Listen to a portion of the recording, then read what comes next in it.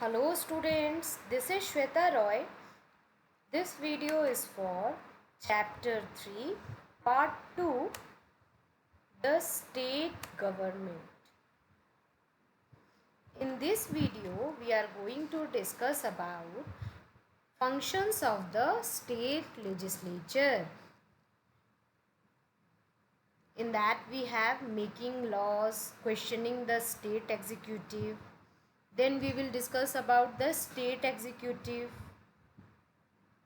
In that we have the governor, the chief minister and council of ministers. So these are some of the topics which we are going to discuss in this video.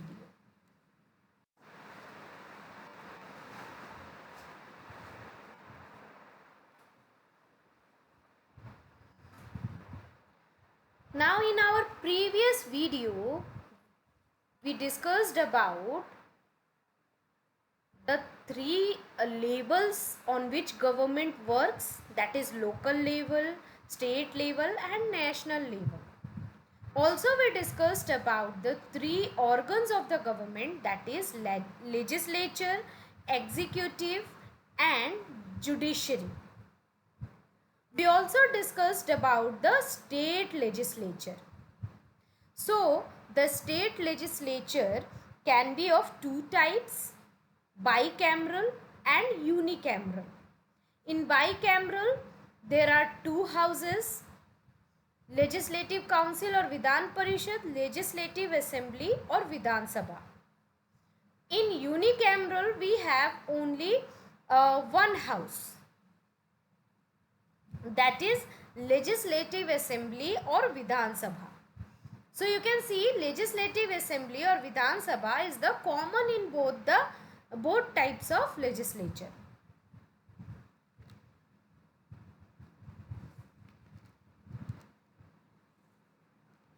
So that time in that video we discussed about the state legislature, and in this video we will discuss about the functions of state legislature.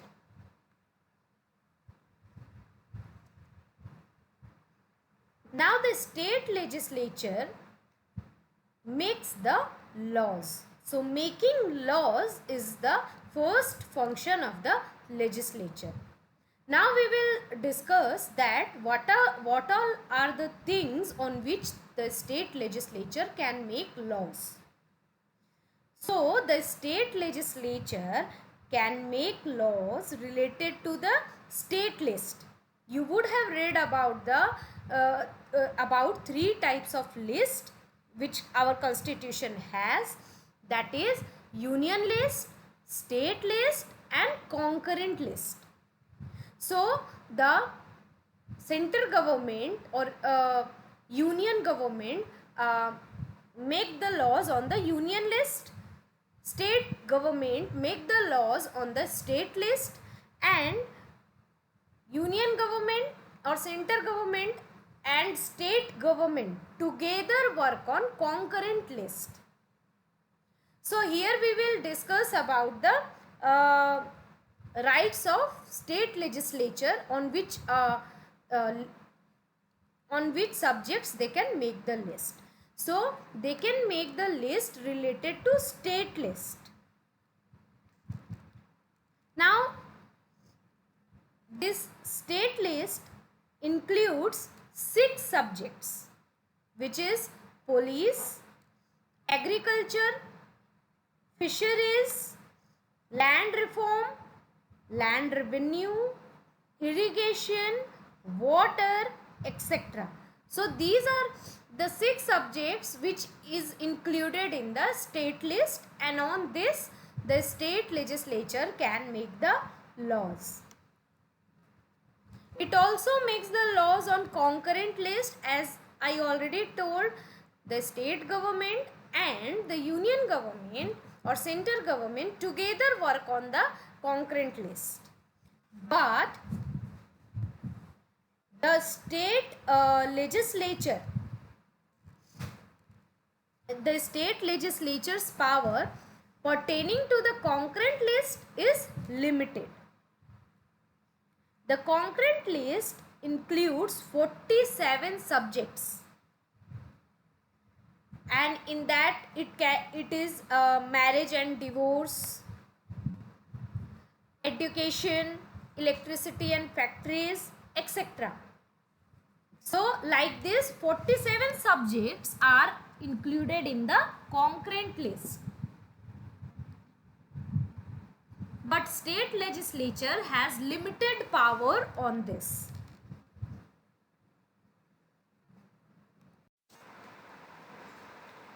Now we discussed about on which subjects the state legislature can make the laws. And further we will discuss about what is the procedure of making laws, how they make the laws. So first you need to understand what is bill. So bill is actually proposal to pass a new law or to change the existing one. So if there is already a law and if needs to be changed, a proposal needs to be introduced, and that is called bill. The same way, if a new law needs to be made, a proposal needs to be introduced, and that is called bill. So basically bill is a proposal.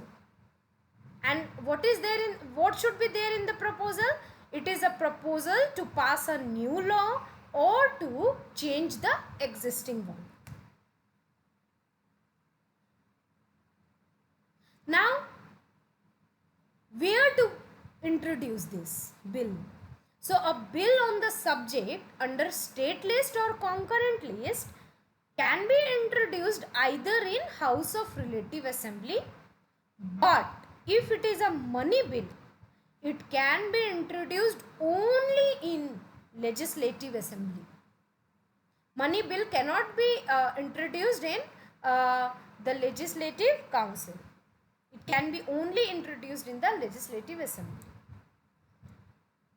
Now, after introducing the bill, there will be discussion and debates in 3 levels.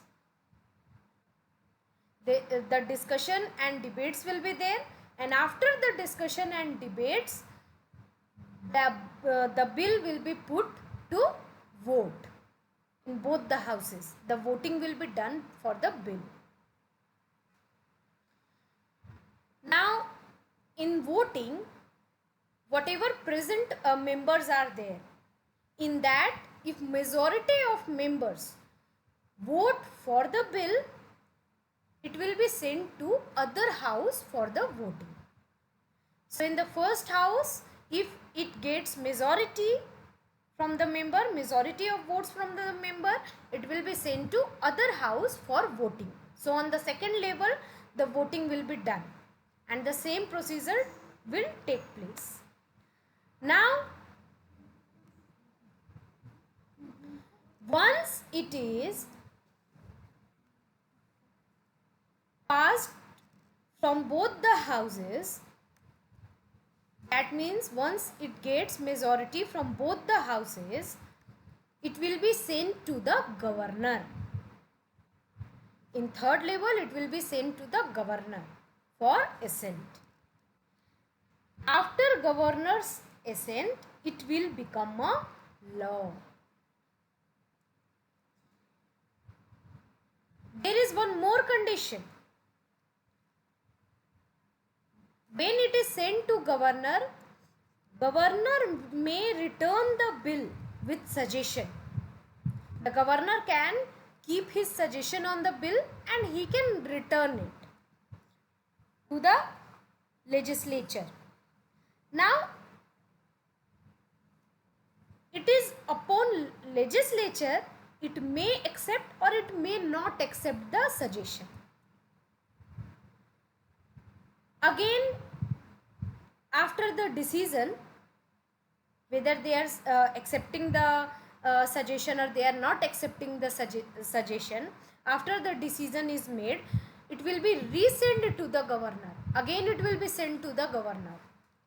And when it is sent Second time, the governor shall not withhold assent. That means he cannot keep his decision after that. He has to give his decision. So, once governor gets the opportunity to give his suggestions, and legislature has full power to accept it or to not accept it, and once it is resent, the governor shall not withhold his decision. He has to give decision on that. And like this, the law is made. So it starts from introducing a bill and it ends with the assent of the governor.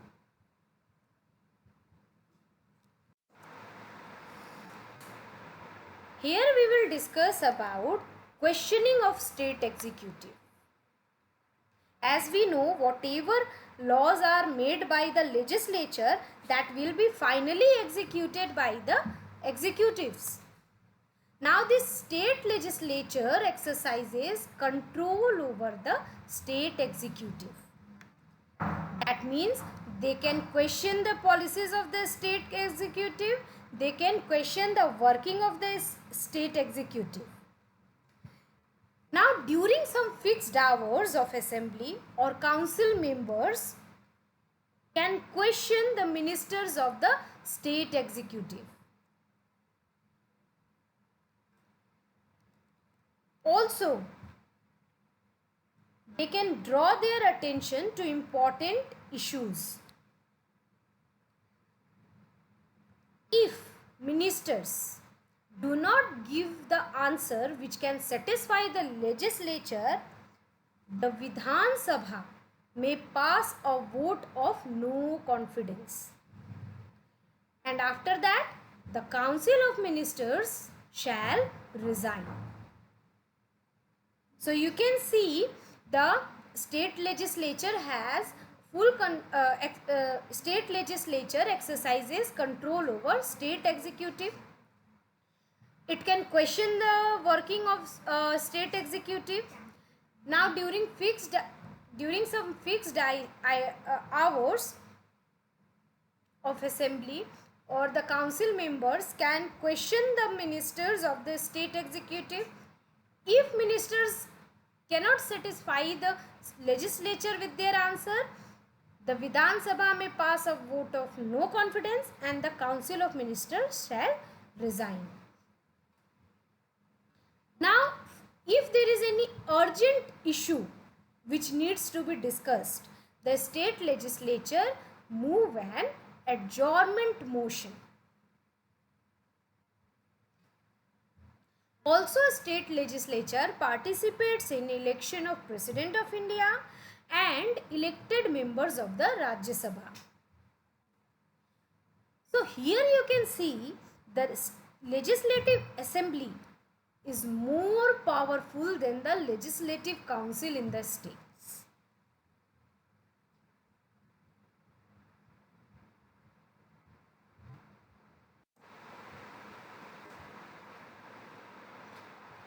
Now we have the state executive.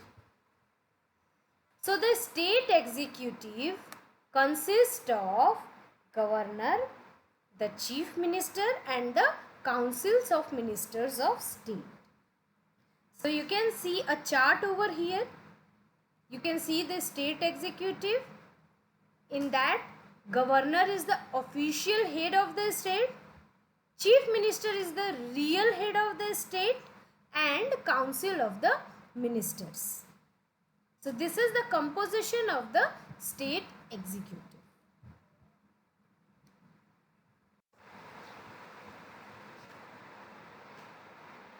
Now we will discuss about the official head of the state, which is the governor. Now there shall be a governor in each state. Now same person can be appointed as governor of 2 or more states. The governor is the constitutional or nominal head of the state.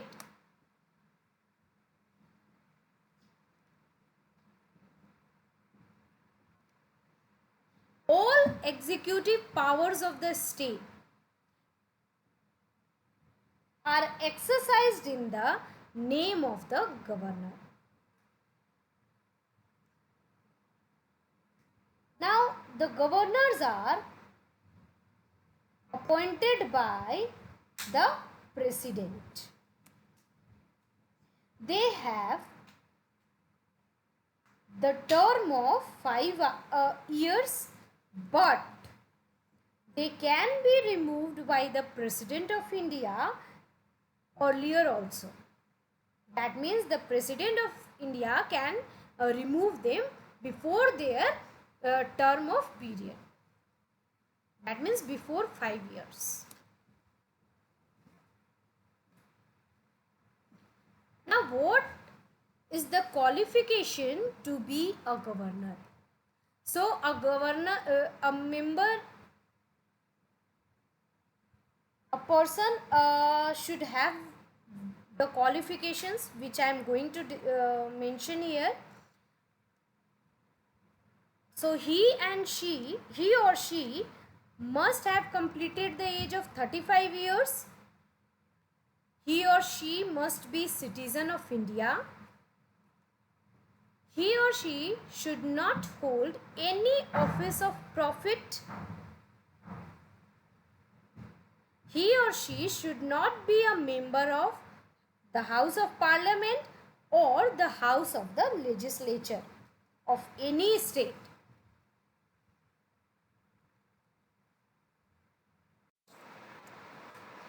Now we will discuss about the powers and functions of governor. Governor appoints the leader of majority party in the state legislative assembly, and that leader of majority party will be the chief minister.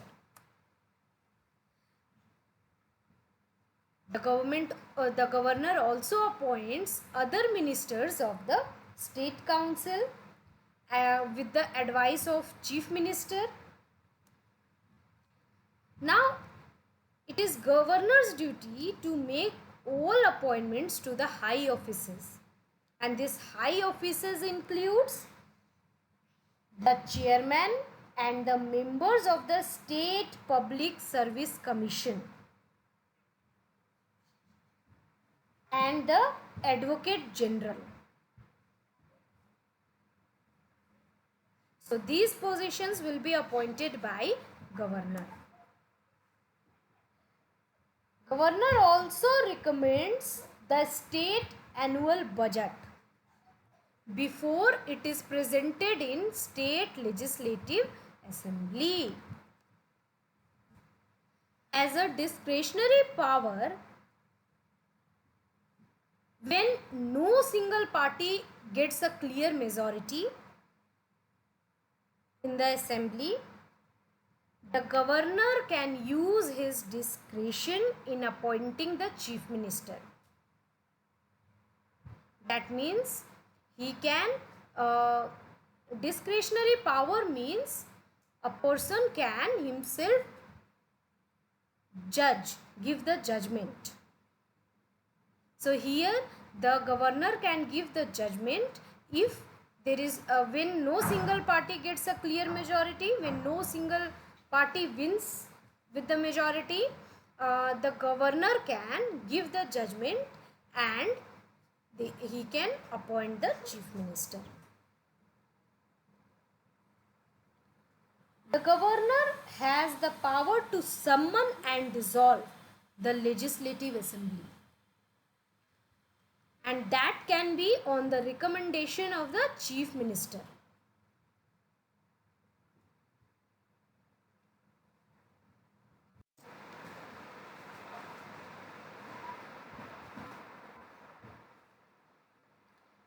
I hope you all understood all the topics taught in this video.